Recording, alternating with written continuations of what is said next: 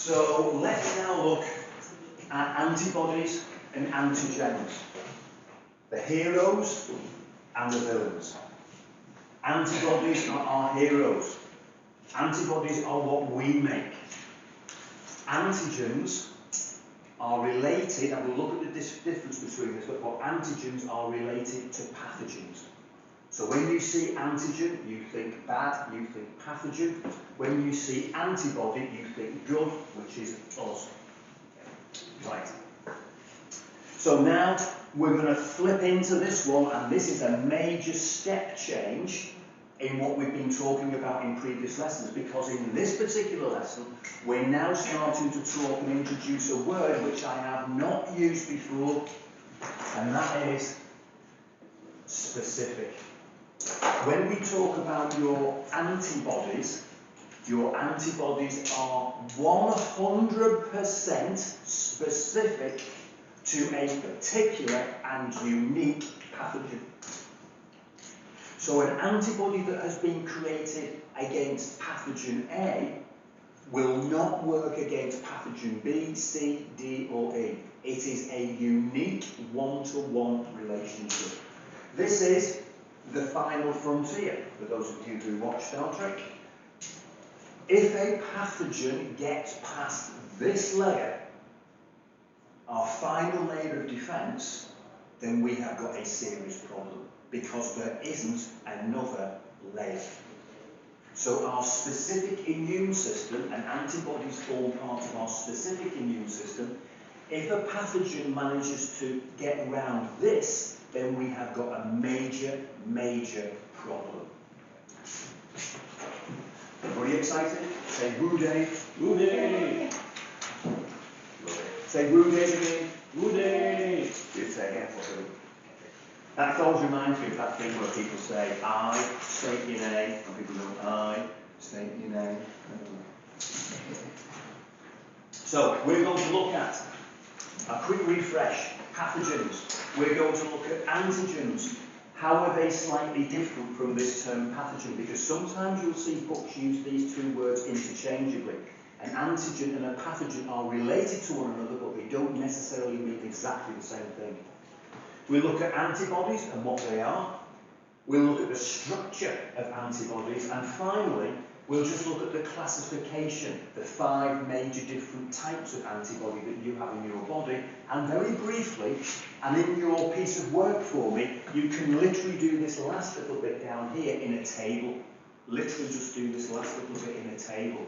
Okay? Just so as I can see that you understand we've got more than one classification of antibody.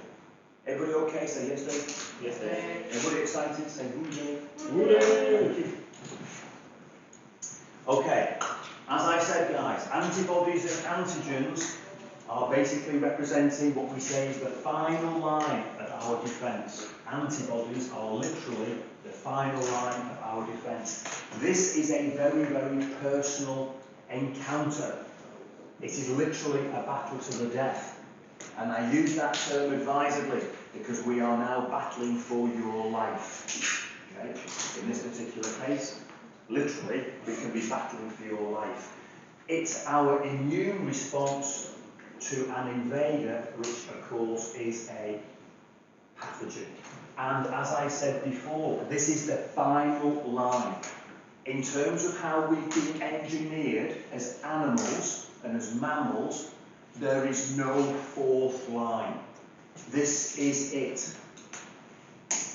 If this gets wrecked, if this goes wrong, then we are in serious trouble, in really serious trouble. So, let's just have a quick refresh. I'm going to skim through these relatively quickly. Who are these invaders? And we all know that these invaders, we give them the general name of pathogen. Okay? So, we talked in a previous lesson about the 4 major types of pathogen. And antibodies normally work against 2 of those 4. Which 2 do you think they are? Bacteria and virus. Bingo from Phil. They will work against the virus, and they will work against bacteria. Virus and bacteria. So we don't tend to find antibodies will work particularly well against fungi and protozoa, but they will work against bacteria and viruses. Well done. Virus. Okay. Now, we kind of know what a pathogen is. What the hell is an antigen? Originally, this term antigen came from this phrase, antibody generator.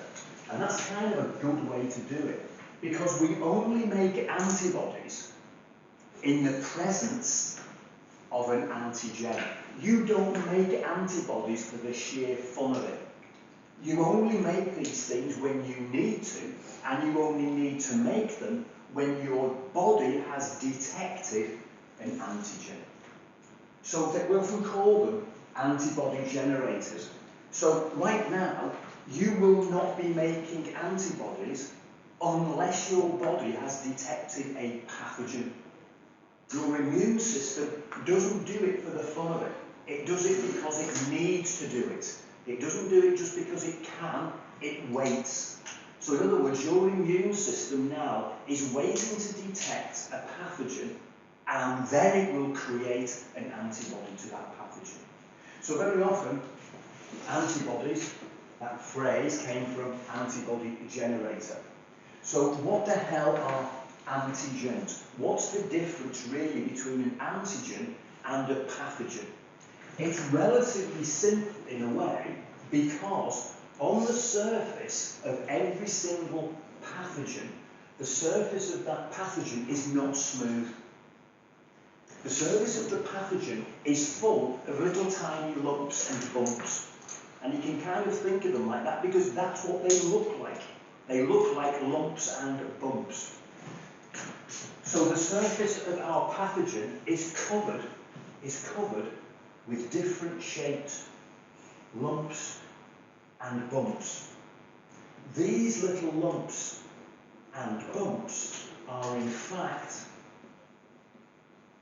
the antigen, what we call markers, because these are markers on the surface of the pathogen.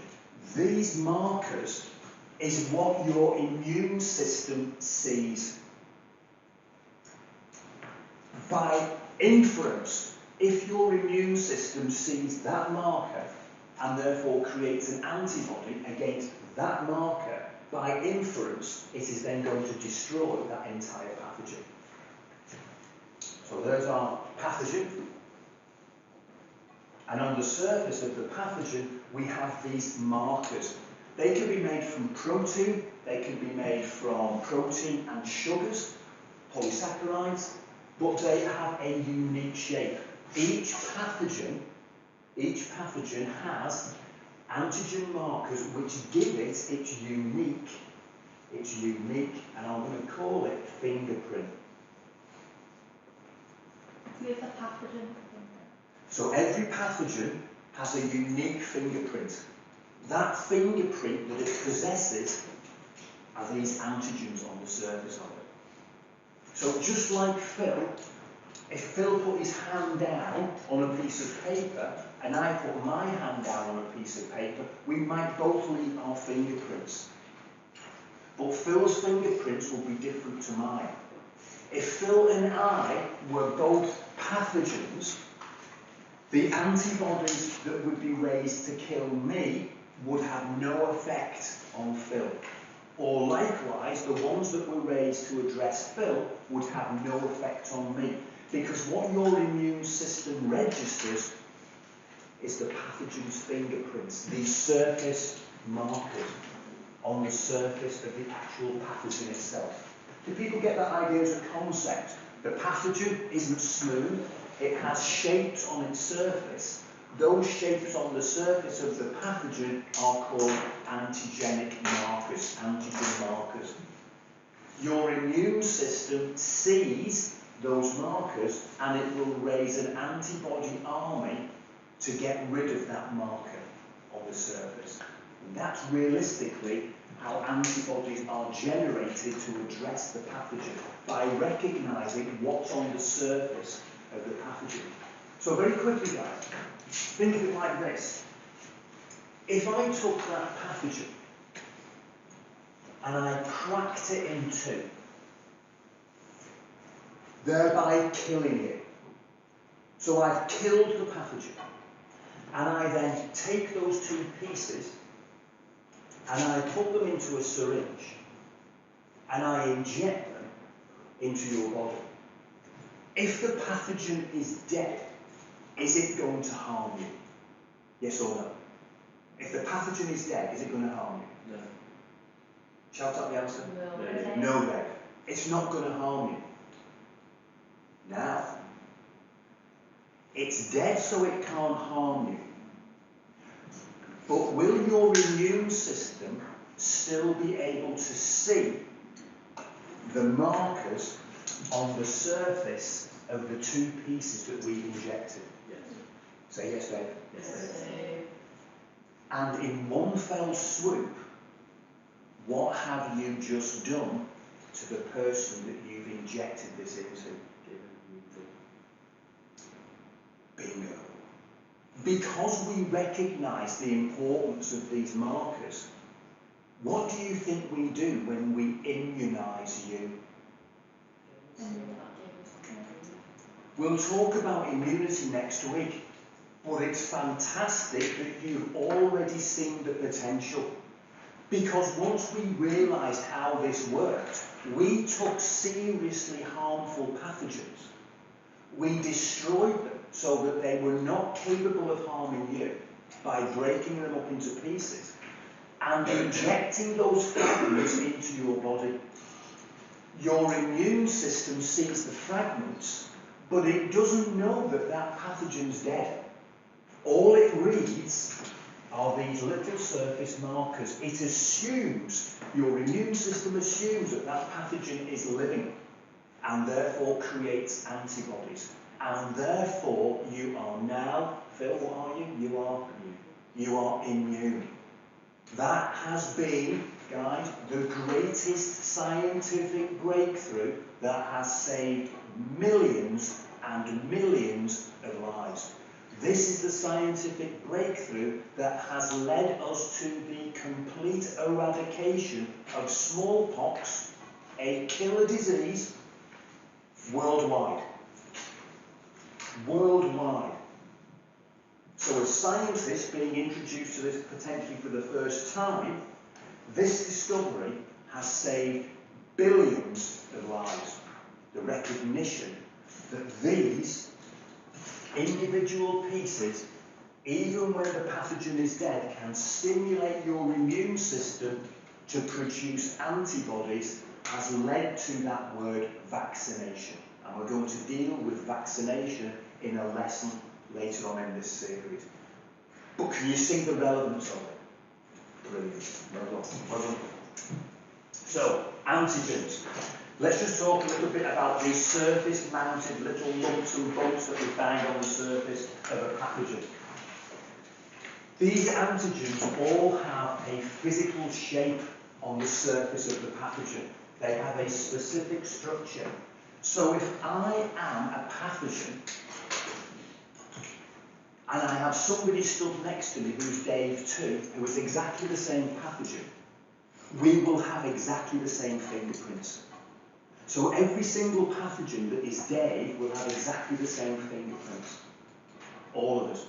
But what we previously said is that if I take a non-Dave pathogen, the fingerprints are completely different. So each pathogen is absolutely unique. All of the Dave pathogens will have exactly the same fingerprints. So your immune system will read those fingerprints on the surface of the pathogen, the antigen markers, and create antibodies immediately. So what I'm trying to get to here is that each pathogen that is foreign to our body, each of their antigens has a very specific shape, and that shape never changes. So even though you may have a million pathogens that are all Dave, that have all got in through an open wound, every single Dave is the same. Every single Dave pathogen is exactly the same. Every single Dave pathogen has exactly the same fingerprints. They're absolutely unique. They are absolutely unique. You can kind of think of antigens as your fingerprints, or sometimes, as I like to say, it's your passport photograph. In other words, it's unique to you. It's unique to that particular pathogen. It makes them completely recognisable. So here's just like a general slide, and this one's just basically showing these wonderful antigen markers on the surface of our pathogen. Now, I want to introduce just one more important word. And I'm going to use this slide to do it. Right at the very surface of this antigen, dropping the pen.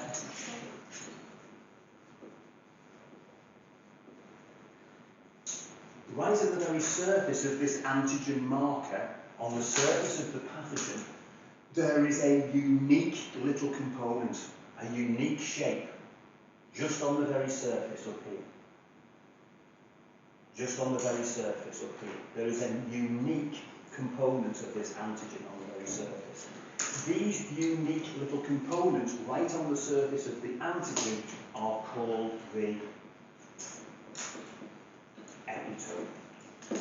So the epitope is this unique little final layer on the surface of those antigen markers on the top. Still with me? What was that called? Epitope. So that final little layer, think of it as the final little layer, right on the very top of those antigen markers, is actually called the epitope. It's a word that we're going to be coming back to in a few minutes. Okay? Brilliant. Everybody happy with that so far? Say yes, Dave. Yes, Dave. Thank you. Okay, still with me? Brilliant. Okay. So now we know a little bit about antigens on the surface of a pathogen, giving it its unique identity. Let's now consider what we are going to create in response to that particular antigen, that pathogen. This is what we build. This is what we create. This is what we create in response to the antigen marker on the surface of a pathogen. What does it look like? Looks like a big letter what? Brilliant, lovely. Looks like a big letter Y. Even when we look at this particular model, okay, which is a computer-generated image, how many bits make up the letter Y? How many? 4. Can we agree on a final figure? How many bits? Shout out. Is it 3? Is it 4? Is it 2? Is it 1? It's 4. People see 4 bits to this? 1, 2, 3, 4. Are all of those what we call chains, because we call them chains, are all those chains the same length? No. What's the difference between them? 2. So are they all the same length? No. So do we have 2 which are longer? Which 2 are longer? 1 and 2. So we have 1 and 2 which are longer. And we have 3 and 4 which are therefore shorter. Which ones do you think, if you were going to weigh these, okay, not that you would ever weigh them, but if you were going to weigh them, which ones would be heavier, do you think? The short chains or the long chains? The long chains. So the long chains, we very often call them heavy. We call them heavy chains.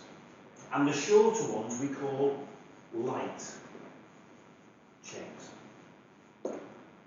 So just going back and refreshing, an antibody, no matter what kind of antibody we create to the millions of pathogens that may be getting into your body, every single antibody always is based on a Y shape.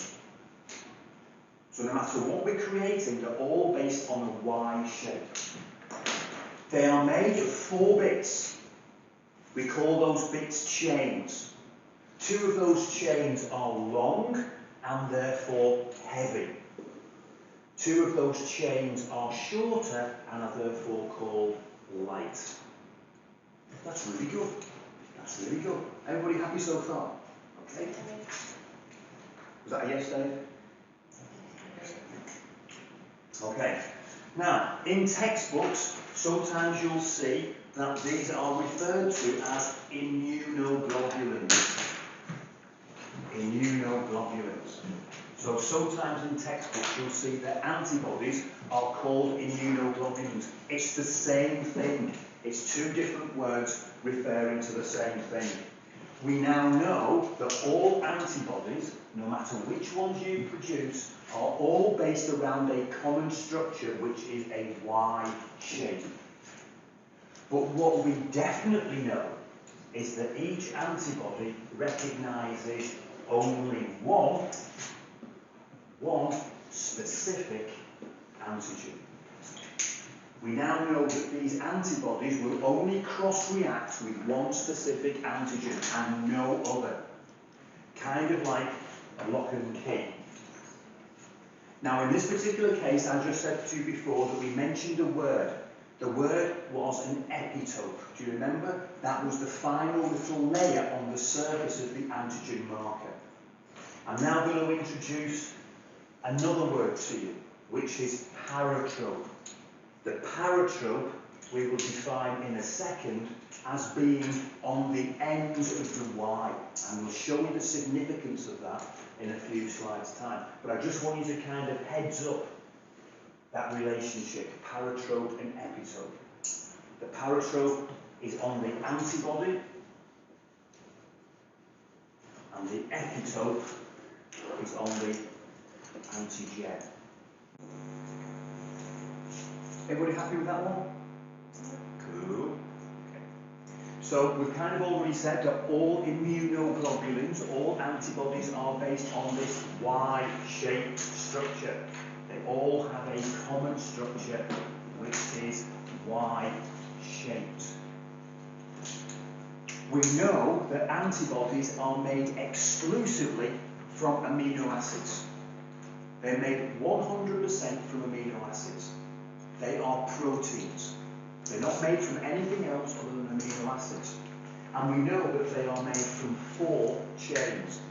2 identical heavy chains, which were the longer ones, and 2 identical light chains, which were the smaller ones. Okay, let's go back. 2 identical heavy chains, which are the longer ones, 2 identical light chains, which are the smaller ones. All of this structure, all of it is made of amino acids. So basically, it is a protein. So amino acids make up an antibody. Antibodies are made of protein. And here's where we can start to see a little bit more detail of our Y-shaped antibody. Here we have, in the pale blue, here we have our heavy chains. In this kind of orangey brown, we have our light chains. Now there's an important bit on this slide I want to emphasise to you, because if we get this next bit, then it all starts to become really easy from now on in.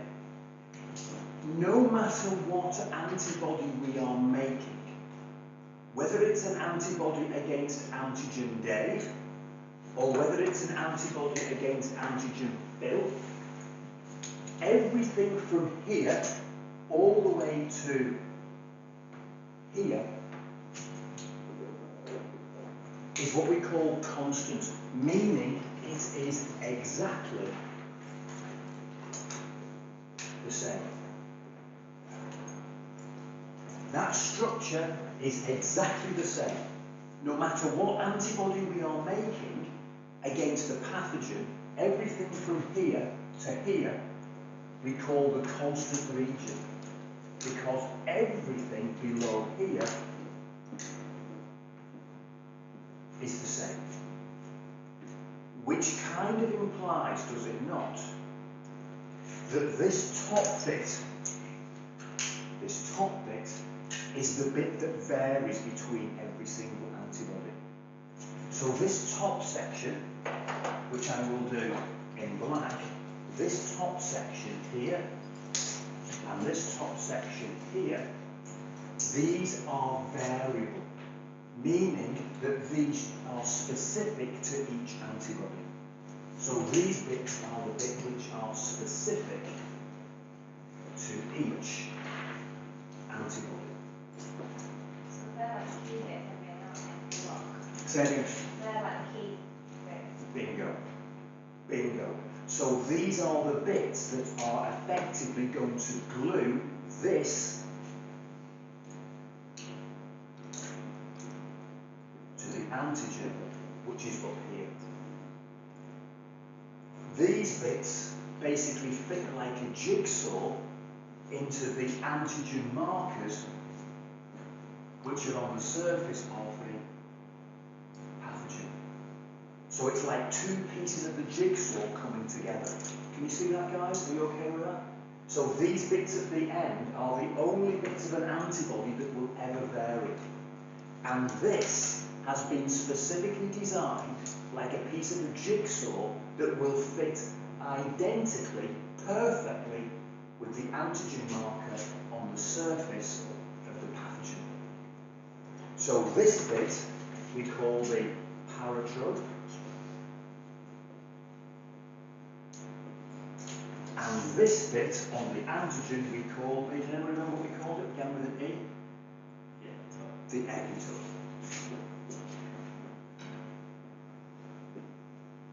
This gives the antibody its specificity. This is the bit that allows the antibody to recognise the unique pathogen that it's been designed to overcome. Just on this slide, bonus point for a digestive biscuit, which I happen to have a packet of in the prep room, which is where I keep on disappearing to in between breaks to top up all my sugar levels. What do you think? It says it's a disulfide bond. You don't need to know that. What do you think this allows this Y-shaped protein to do? There's a biscuit in this. What do you think that will allow this Y-shaped protein to do? What does it kind of look like? Go on, Phil. Because obviously it has to try and shape into the... So it allows it to... allows it to move around. You can kind of think of this as a... Well done, well reasoned. It's a hinge. In other words, it allows these two arms to move around, to move out and move around. It gives it the flexibility that Phil was alluding to, that basically says that when it meets its epitope, it can kind of move around and orientate itself so it can finally glue onto it. Isn't that clever? Isn't that so clever? So effective? Because basically you kind of think, why didn't we just make it solid? But if you made it solid, this one might be able to glue onto one epitope on that pathogen. But this one might not be in the right position to find another one. So by allowing it to move like a hinge, it can basically move its arms round, so it can basically grab that one and grab that one at the same time. In the same way, if you think about it, that if I'm a big letter Y, and I want to grab hold of something, the hinge allows me to move this way and this way, and this way and this way. Can you see that? And that's what that hinge allows this antibody to do. It allows it to move around, so it can grab hold of that anti-chain marker. Brilliant. Now. So what was just to write the title on it? What would the title be for the one? Antibody structure. For this one, antibody structure. Well done. Well done. Now this one's a little bit fuzzy. Okay. Is that to do this? It's a little bit fuzzy on this one, and on the handout that I've given you, okay, this is the final kind of thing that we're building up to. This is the most complicated drawing that we're going to look at, okay? And this one basically shows you and labels for you, all the constant and variable regions. So for example, and let me just go through this in sequence, look, CH3, constant, heavy, 3. Constant, heavy, 2.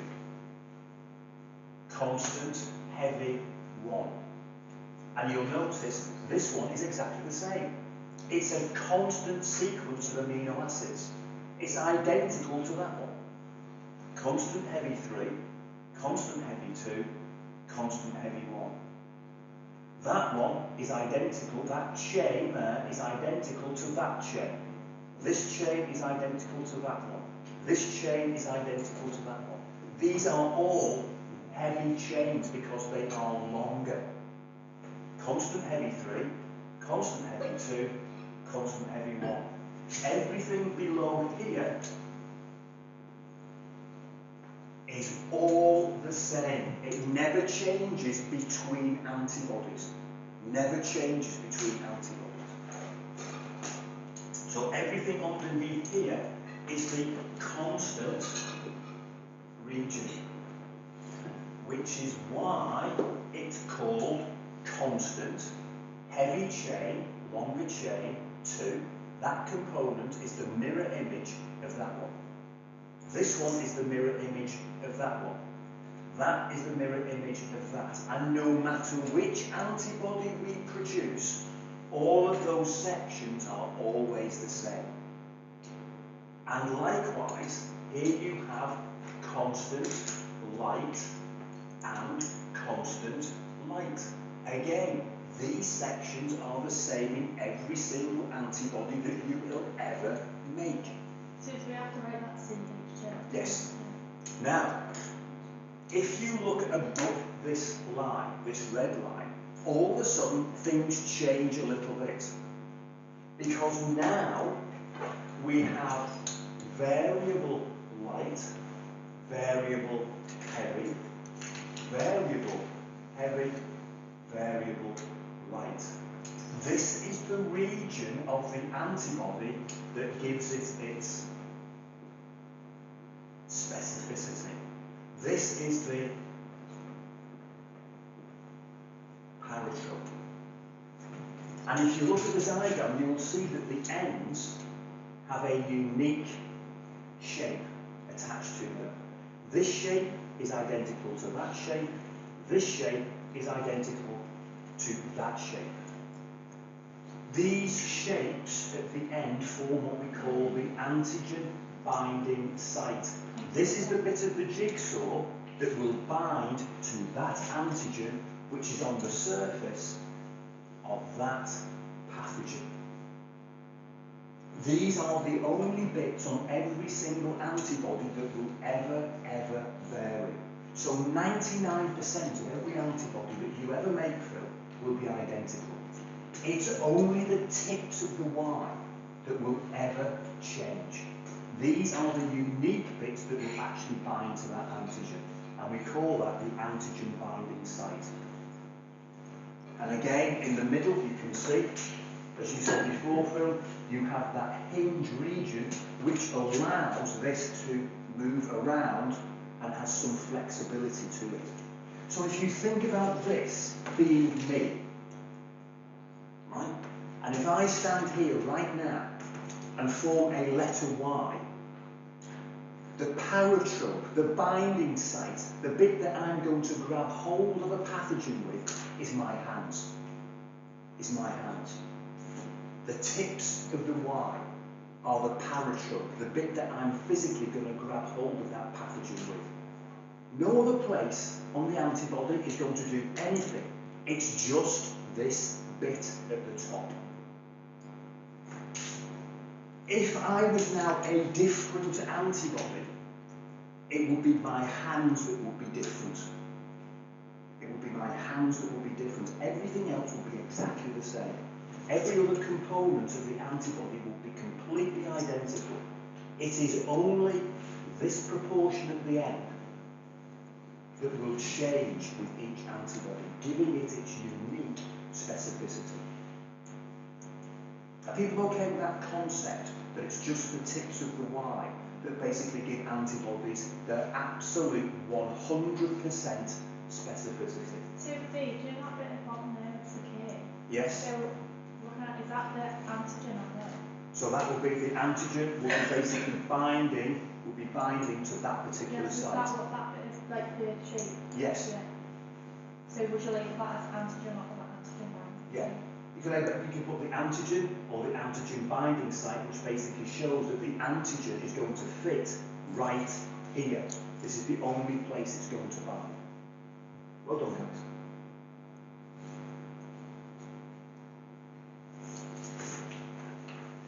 Now, this slide, we just moved on a few slides, guys. So on your PowerPoint presentation, you can just look at this one now. We've moved on a few slides. It's kind of an important slide. Now, my suggestion to you is that you would summarise this information in a table. Because this slide basically shows you what are the critical differences between an antibody and an antigen. And I would kind of summarise it as a table, or you could kind of summarise it in bullet points if you wanted to. But this shows me that you understand what are the critical differences between an antibody and an antigen. Just on one slide, it kind of shows you that ideally. Okay? So it's kind of an important slide to remember.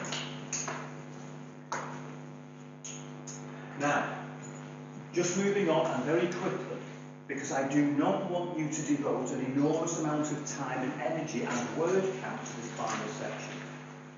What I just want to give you is a very, very brief overview of the fact that when we create these letter Y antibodies, we have 5 major classes of antibody based on shape. Okay? All of them are based around a letter Y.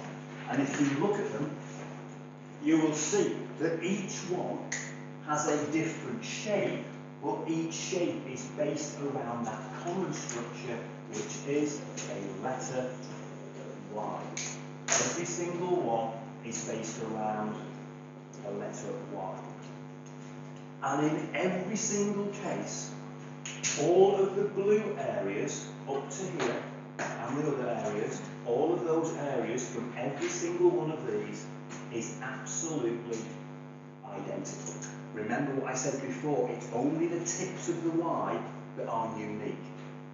So I'm just going to go through these very quickly with you now, guys, to show you where we find these major classifications of antibody. So, IgA.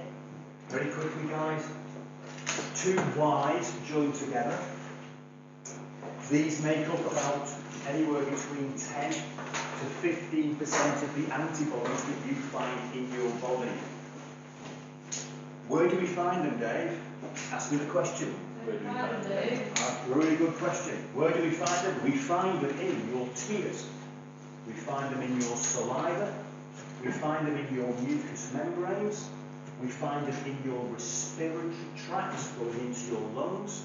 We find them in your reproductive tract, your digestive tract, and your urinary tract. In other words, they basically line all of the areas that are likely to come into contact with the pathogen if you breathe it in. If it lands on you, you swallow it, or it gets in your urogenital tract. Can you see the relationship between where we find these and the 4 portals of entry? Can you see that? A really strong relationship between where we find these and the 4 portals of entry. What do they do? IgA basically neutralizes bacteria, and it will neutralize viruses by preventing them from entering the body. How do you think they might do that? That's a big statement to make, because these little letter Y's are much smaller than a bacteria. So how do you think they may prevent a bacteria from entering the body or dividing or spreading out? What do you think they may do to the bacteria if they have these little Velcro suckers on the ends of their hands? They grab onto them. Antibodies are nothing more than your body's super glue. for pathogens. All they do is they will literally go chunk, and they'll grab hold of one pathogen and chunk. They'll grab hold of exactly the same pathogen over here and they will hold on to them and they will clump them together. By clumping them together, they stop those pathogens from moving around. And that makes it easier, if it's a bacteria, for that big macrophage to come along and just eat a whole stack of them all in one go. So antibodies are kind of like glue. They stick pathogens together in clumps that makes macrophages much more efficient when it actually eats them. IgD, we will come back to this one in later lessons. They are present in very small amounts in your blood. The bit that we're going to come back to is this bit, which I'm not going to explain now, but I want you to just log it away, that they are found on the surface of what we call B cells. And they are a core part, and we're going to come back to this one, of what we call your humoral immune response. That's the only bit that I want you to take away from this slide right now in terms of classification. People okay with that one? Good. IgE, there's a whole lesson on this, if we wanted to, which we're not going to be able to do. Is anybody here have allergies? Anybody here have an allergy to dust or cats or dogs? Okay. This one is particularly interesting to you because IgE antibodies are the antibodies that basically mediate an allergic reaction. They basically mediate an allergic reaction. I don't really want to go into that level of detail. All I need on your particular report for me is that you acknowledge that these are the ones that are related to an immune response as in relation to an allergic reaction. We don't need to do it in that level of detail. IgG, immunoglobulin G. The key thing that I want you to put out here is the fact that these are the smallest but by far the most common of all antibodies in the body. And from your point of view, they are the only antibody that is small enough to actually cross the placenta and protect the unborn baby. So these are the only ones that are small enough to actually cross the placenta and protect baby. In other words, they move from you into baby. Okay. IgG. And finally, IgM. They are the largest antibody that you have. We find them in the blood and lymphatic fluid, and again, they represent maybe 5 to 10% of all antibodies in the body. What I like about this slide, guys, is that you can start to see how they basically super glue the pathogens together. Can you see that on that slide? How they basically act as a glue that binds these bacterium together, which means a macrophage can come in and basically swallow these all in one go. And that is all, folks. So well done for staying with me with that one. Okay, so now we know the difference between antigens and antibodies. And we're going to close the lesson